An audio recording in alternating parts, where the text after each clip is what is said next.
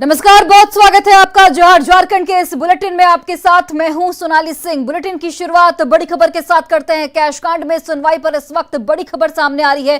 Congress MLA cash कांड में सुनवाई को स्थगित कर दिया गया है। निलंबित एमएलए के वकील ने समय मांगा है। जवाब देने के लिए 8 हफ्ते का वक्त वकील की ओर से मांगा गया है। ऑनलाइन जुड़े थे तीनों निलंबित विधायक। ये भी आपको जानकारी देते चले कि आलमगीर आलम की ओर से आपत्ति इस फैसले पर दर्ज कराई गई है। मांग पर आगे स्पीकर रविंद्रनाथ महतो की ओर से फैसला लिया जाएगा। तो बड़ी जानकारी, बड़ी खबर आपको बता रहे हैं, जिसमें कांग्रेस एमएलए कैश कांड में सुनवाई को स्थगित कर दिया गया है। जवाब देने के लिए 8 हफ्ते का वक्त मांगा गया है। ऑनलाइन ये तीनों निलंबित विधायक जुड़े थे और आलमगीर आलम की ओर से आपत्ति दर्ज कराई गई है। आलमगीर आलम की ओर से ये कहना है कि अगर 8 हफ्ते का वक्त मांगा गया है तो आखिर सुनवाई पूरी कैसे होगी, और मांग पर आगे फैसला स्पीकर रविंद्रनाथ महतो की ओर से लिया जाना है। तो कैश कांड में फंसे कांग्रेस के तीनों विधायकों पर आज सुनवाई हुई। क्या कुछ सुनवाई में खास रहा, इसे जानने के लिए सीधे चलते हैं, आपको रांची लिए चलते हैं, जहां पर हमारे सहयोगी अविनाश कुमार इस वक्त मौजूद हैं। अविनाश, सुनवाई स्थगित कर दी गई है और 8 हफ्ते का वक्त वकील की ओर से मांगा गया है। हालांकि अंतिम फैसला जो है वो स्पीकर को लेना है, लेकिन इस पर आलमगीर आलम की ओर से भी आपत्ति जाहिर कर दी गई। अब इस आपत्ति के बाद स्पीकर का जो फैसला होगा वो क्या रुख होगा उस फैसले का? देखिए, आज की जो कार्रवाई है वो जो सुनवाई हुई थी उसे स्थगित किया गया है। जो कांग्रेस के निलंबित विधायक हैं उनके अधिवक्ता की तरफ से ये बातें रखी गई, उनकी तरफ से ये दलील दी गई कि चूंकि जो विधायक हैं, तीनों विधायक इस वक्त कोलकाता में है, कई ऐसी प्रक्रियाएं हैं जिसको पूर्ण करने के लिए उन्हें कोलकाता से झारखंड आना जरूरी है, इसलिए उन्हें 8 हफ्ते का समय दिया जाए। हालांकि जो आलमगीर आलम की तरफ से जो वकील थे उन्होंने इस पर आपत्ति दर्ज कराई और उनका कहना था कि जब इस पूरे मामले की सुनवाई 3 माह के अंदर ही पूर्ण करनी है, तब अगर आप 8 सप्ताह का समय मांगते हैं तब ये कैसे हो सकता है। इसलिए बार बार जो निलंबित विधायक हैं उनके तरफ से जो उनके अधिवक्ता थे उनका ये कहना था, उनका ये अनुरोध था कि समय दिया जाए, और उन्होंने एक तर्क भी दिया कि हमारी तरफ से ये कहा जा रहा है कि 8 सप्ताह का समय दिया जाए, जो अध्यक्ष उचित समझेंगे वो कर सकते हैं, उसमें कम बेसी जो भी करना हो जो अध्यक्ष हैं वो निर्णय ले सकते हैं। लेकिन अब ये देखना होगा, और इसी सुनवाई के बाद विधानसभा अध्यक्ष ने आज के लिए जो है ये सुनवाई को स्थगित कर दी और ये कहा कि इसकी सूचना दोनों ही अधिवक्ता को दे दी जाएगी कि आगे कब सुनवाई होनी है।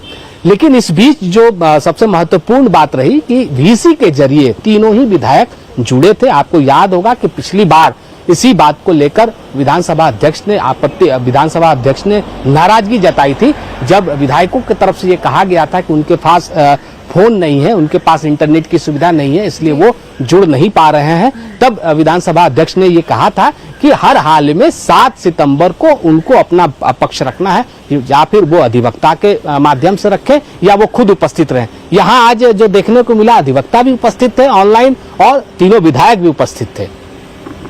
बिल्कुल, चलिए अविनाश, बहुत बहुत धन्यवाद तमाम जानकारी के लिए। आप नजर बनाए रखिए, अपडेट के लिए वापस लौटेंगे। और राज्य में 1932 के खतियान पर घमासान मचा हुआ है। तमाम आदिवासी संगठन सीएम के बयान पर अलग अलग तरीके से सोच रहे हैं। कोई इस बयान को सिर्फ जुमला समझ रहा है तो कोई बयान की सच्चाई की जांच कर रहा है। इसको लेकर आदिवासी संगठनों में विरोधाभास साफ तौर पर दिख रहा है। इस मुद्दे पर आदिवासी संगठन से जुड़े लोगों से बात की हमारे सहयोगी संजय कुमार सिन्हा ने। झारखंड में 1932 के खतियान पर एक बार फिर बहस छिड़ चुकी है।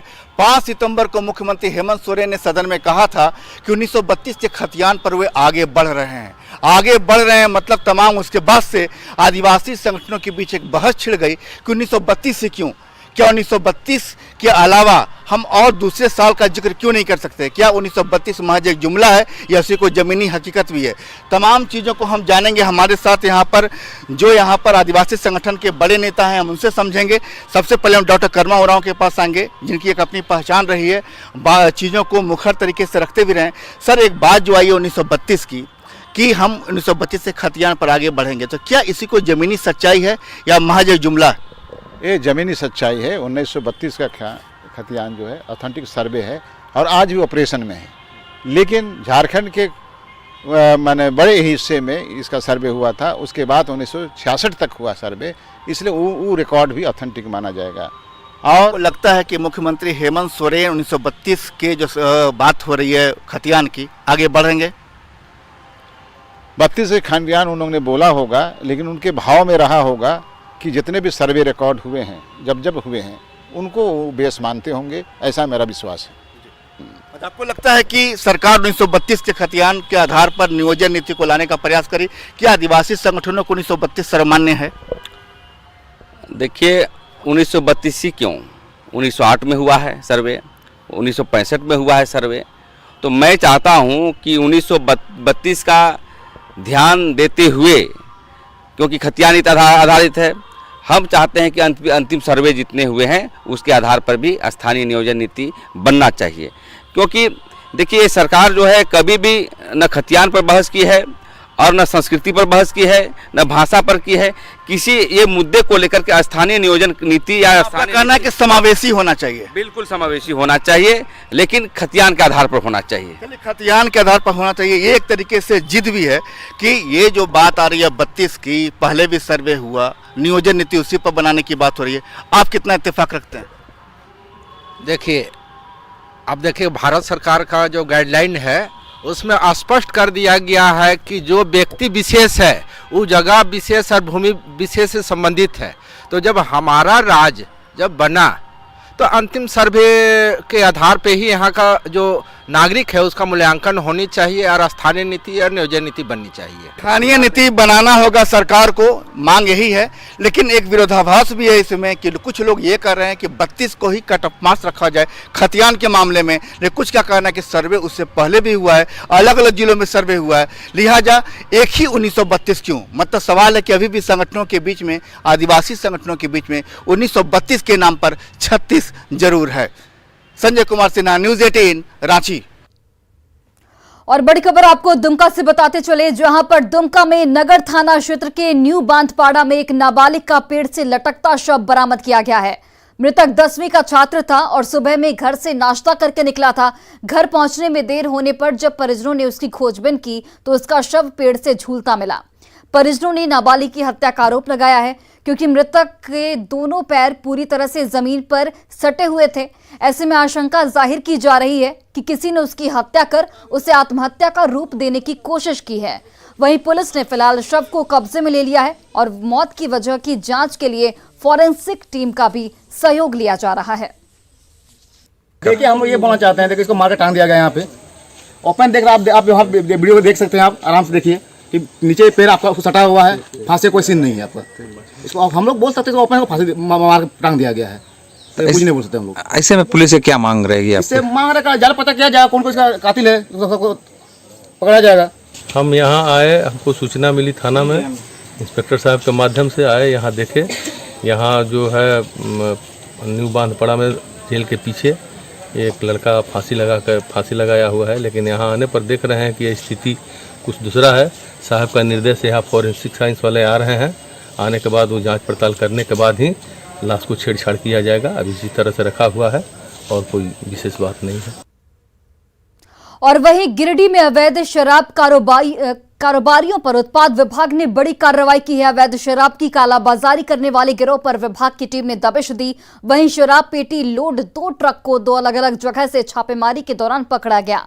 अवैध शराब लदे पहले ट्रक को निमियाघाट थाना क्षेत्र से पकड़ा गया, वहीं दूसरा ट्रक बगोदर थाना क्षेत्र से पकड़ा गया। इसके साथ ही 3 तस्कर को भी यहां पर गिरफ्तार किया गया है। जांच के दौरान ये पता चला कि शराब गोवा में लोड हुई थी और इसे अरुणाचल प्रदेश ले जाना था। कुल जब्त शराब की कीमत 2 करोड़ से अधिक की बताई जा रही है। जितना माल हम लोग रिकवर किए हैं, अगर वो MRP पर बिक जाता तो उनका 60 लाख का माल मैंने बिकता। और हमारे झारखंड राज्य में जो सबसे कम दाम का लीकर है उसमें 2.25 करोड़ का लगभग इन्वॉल्वमेंट हो जाता है, इतना ही माल। तो ये बहुत बड़ा डिफरेंस है, जिसके चलते कि नाजायज़ करने वाले इसमें इन्वॉल्व हो जाते हैं। और ऐसे हम लोग भी सतर्क हैं और आम जनता से भी अनुरोध करेंगे कि इसमें 2 नंबर का भी संभावना रहता है। ये सस्ता माल होने के नाम पर ये लोग 2 नंबर का लोकल भी बना करके दे देते हैं। ये सब जांच का विषय है। और झारखंड के राज्यपाल रमेश बैस के दिल्ली प्रवास ने प्रदेश का राजनीतिक पारा इस वक्त बढ़ा दिया है। पिछले 5 दिनों से राज्यपाल रमेश बैस दिल्ली में जमे हुए हैं। राज्यपाल के वापस रांची लौटते ही मुख्यमंत्री हेमंत सोरेन के सदस्यता से संबंधित मामले के समाधान होने की उम्मीद है। हर दिन इस बात की कयास लगाए जा रहे हैं कि राज्यपाल रांची लौट सकते हैं, पर अभी तक ऐसा नहीं हो सका है। अधिक जानकारी दे रहे हैं हमारे सहयोगी अविनाश कुमार। झारखंड की राजनीति में संशय की स्थिति अब भी बरकरार है। हेमंत सोरेन का क्या होगा ये अभी तक स्पष्ट नहीं हो पाया है।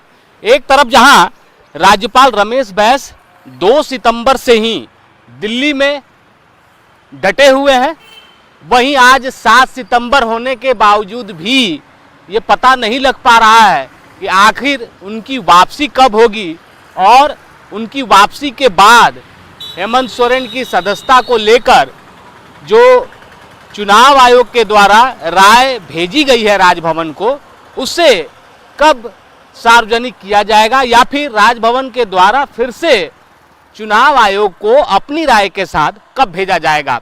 इस बीच जो विधानसभा का विस्तारित सत्र हुआ, उस विस्तारित सत्र में सरकार ने जरूर विश्वास मत हासिल किया है और विश्वास मत 48 वोटों के साथ हासिल किया है।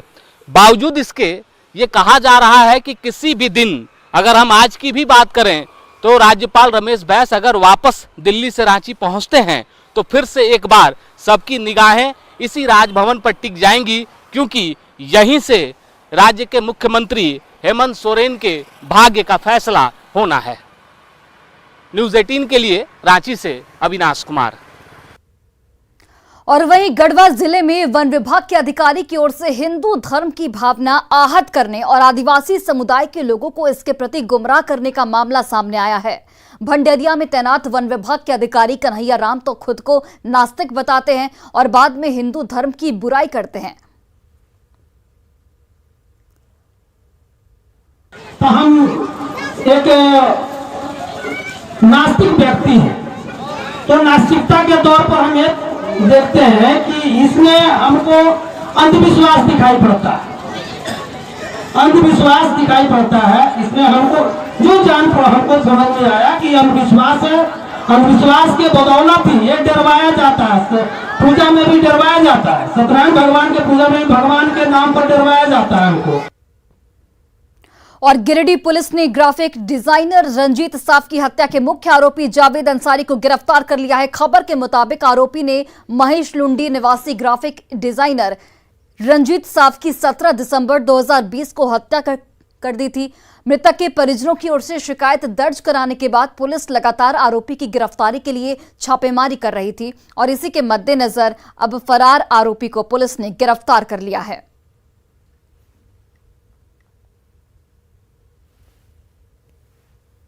12/2020 को समय करीबन 9 बजे रात्रि में गिरिडीह डुमरी मुख्य सड़क के किनारे राजा बंगला के पास अपराध कर्मियों के द्वारा मुफस्सिल थाना क्षेत्र के निवासी रंजीत साहब उम्र करीबन 24 वर्ष की हत्या कर दी गई थी। अल्टीमेटली इनकी गिरफ्तारी 4/9/2022 को किया गया है और टीम निरंतर इसके पीछे चूँकि लगी हुई थी, इसकी गिरफ्तारी संभव हो पाई है। और लोहरदगा पुलिस ने पशु तस्करी का खुलासा करते हुए 39 गोवंश को तस्करों के चंगुल से मुक्त कराया है। घटना सदर थाना क्षेत्र के जुरिया गांव की है। पुलिस ने गुप्त सूचना के आधार पर पशु तस्करों के खिलाफ ये कार्रवाई की। हालांकि इस दौरान पुलिस पशु तस्करों को गिरफ्तार नहीं कर पाई। जब्त पशुओं की मेडिकल जांच कराकर फरार पशु तस्करों की गिरफ्तारी में इस वक्त पुलिस जुटी हुई है। पुलिस की कार्रवाई से इस वक्त पशु तस्करों में हड़कंप है। के द्वारा सूचना दिया गया थाना में कि कुछ लोग अवैध रूप से पशु का तस्करी करने हेतु पशु को लेकर जा रहा है जुरिया से लोहरदगा की तरफ। तो सूचना पे सत्यापन पे हम लोग आए जल्द से जल्द कार्रवाई करने हेतु। तो देखें कि कुछ लोगों द्वारा 30 से 35 संख्या में पशु को लेके जा रहा था, मारते पीटते। जो पशु लाचार था चलने पे उसको मारते पीटते लेके जा रहा था। तो हम लोगों ने घेर कर कार्रवाई की, घेर कर रखा उसको। लगभग 39 जानवर हैं, सभी मिक्स है। गाय बैल तो दोनों ही हैं, बाछा भी हैं बाछी भी हैं, और जानवर सभी स्वस्थ हैं कुछ एक को छोड़कर। हल्का फुल्का जो ट्रांसपोर्टेशन में कभी कभी जो लगता है चोट, वैसा ब्रूजेस खाली देखने को मिला है। बाकी सारे जानवर तो फिलहाल ऐसे फौरी तौर पर तो सभी स्वस्थ लग रहे हैं, है ना। बाकी जो करेंगे तो पुलिस प्रशासन की ओर से जो किया जाएगा। और वहीं देखिए, चतरा में बोगासाड़म के ग्रामीणों को जब सरकारी तंत्र का साथ नहीं मिला तो उन्होंने खुद ही श्रमदान से नदी पर लकड़ी और बांस का पुल बना दिया। दरअसल बुद्ध नदी का जलस्तर बढ़ने से लोगों को नदी पार करने में परेशानी हो रही थी और पूरा गांव टापू में तब्दील हो गया था। ऐसे में प्रशासन से नाराज 200 लोगों ने 2 दिन के अथक परिश्रम, अथक प्रयास के बाद 200 फीट लंबा बांस और लकड़ी का पुल बना दिया। आपको बताते चले कि बोगासाड़म गांव की आबादी करीब 2000 के करीब है और नदी का जलस्तर बढ़ने से हर साल लोगों को परेशानी झेलनी पड़ती है। लोगों ने इसे लेकर कई बार गुहार भी लगाई, लेकिन कोई सुनवाई इस गुहार पर नहीं हो सकी। अब लोगों ने समस्या का तत्कालीन समाधान तो खोज लिया है, लेकिन स्थायी पुल बनाने की सरकार और प्रशासन से इस वक्त गुहार लगाई जा रही है ताकि उन्हें आगे और परेशानी नहीं झेलनी पड़े। आने जाने में दिक्कत है सभी को। यहाँ पे खेती बाड़ी गृहस्थी इधर भी है तो आने जाने में दिक्कत होता है। इसी चलते हम लोग अपना से इस तरह लकड़ी से व्यवस्था करके और बना के और चल रहे हैं। हम लोग आपस में एक निर्णय लिए कि किस तरह से इस पार उस पार किया जा सके, तो इसके लिए हम लोग कुछ बांस खरीदे, कुछ लकड़ी लाए और आपस में चांदा भरा करके बांस खरीद करके लकड़ी खरीद करके अपने से श्रमदान कर करके पुल बनाने का निर्णय लिए। जो अभी हम लोग को कुछ समस्या था वो हल हो चुका है, लेकिन ये क्षणिक के लिए है, अस्थाई नहीं है। फिर भी हम लोग को समस्या बना ही रहेगा। सरकार से हम लोग यही मांग करते हैं कि किसी तरह से आदमी के आने जाने का पुलिया भी किसी तरह से बन जाए। दिक्कत हो रहा है क्योंकि हम लोग जब भी स्कूल जाते हैं, अगर बारिश के मौसम में हम लोग को यहाँ बाढ़ आ जाता है तो घूम के चली जाते हैं घर, इसलिए हम लोग के पढ़ाई में थोड़ा दिक्कत होता है। लेकिन आपको बांस का पुल बन गया तो ज़्यादा अगर बारिश होता है तो बाढ़ बहुत आता है तो यह भी बह कर चल जाता है।